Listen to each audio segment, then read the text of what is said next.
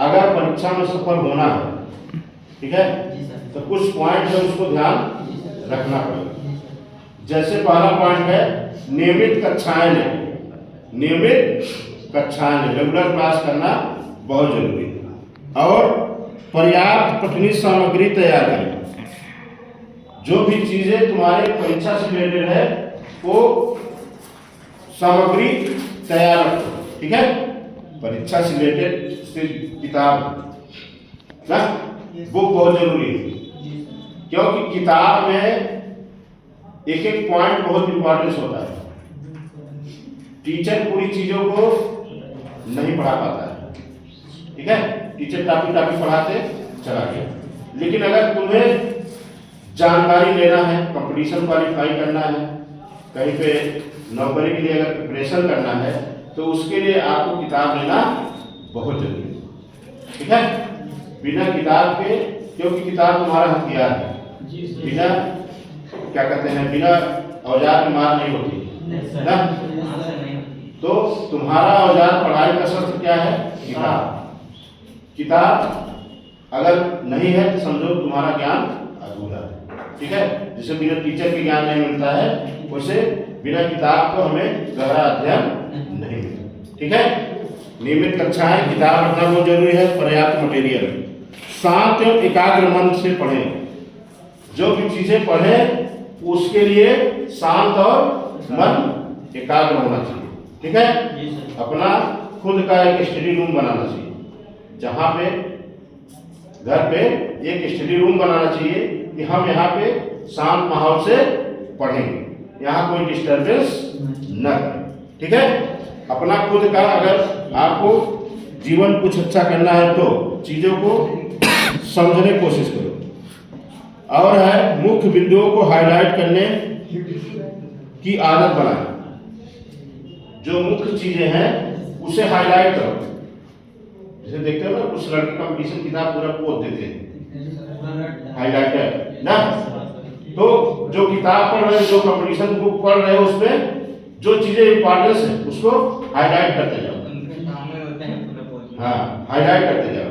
वो हाईलाइट कर देते हो, इसका मतलब उसको पढ़ लिए हो ना। हाईलाइट रहता है, ये रहता है कि इसको हम एक बार पढ़ लें। हाँ, पहले ध्यान जाता है। अगर हाईलाइट कोई चीज है तो उस पर ध्यान तुरंत फोकस करता है, ठीक है।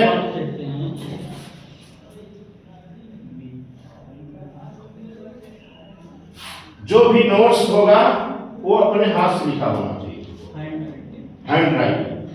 अपने हाथ से नोट्स बनाना चाहिए, किसी के भरोसे नहीं रहना चाहिए। क्यों? क्योंकि अपने हाथ से जो नोट्स बनाते हो वो आपके दिमाग तक जाती है। जो चीज अपने से लिखते हो वो दिमाग से होगे तब हाथ चलता है।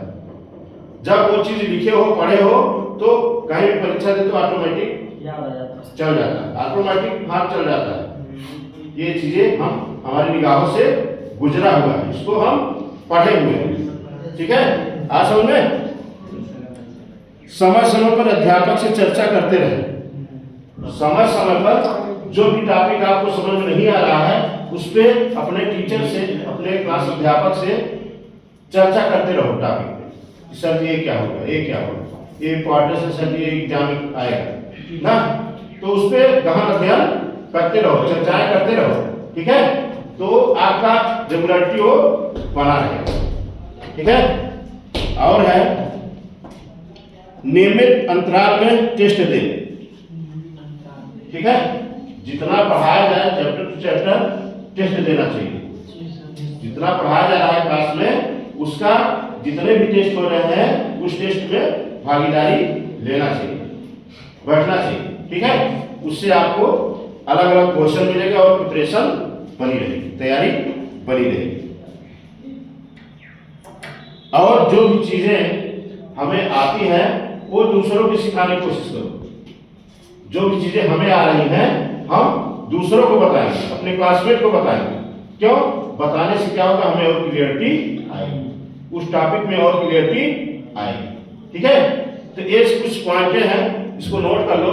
और ये बहुत लाभदायक है आपको परीक्षा में सफलता की, इस चीज को ध्यान दो।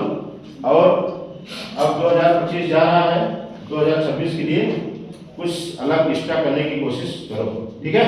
Yes sir. अपने से कुछ तैयारी करो जिससे कि हम कुछ 2026 में एक्स्ट्रा कर सके, अच्छा कर सके और 26 हमारा जो है बहुत अच्छे से बीते।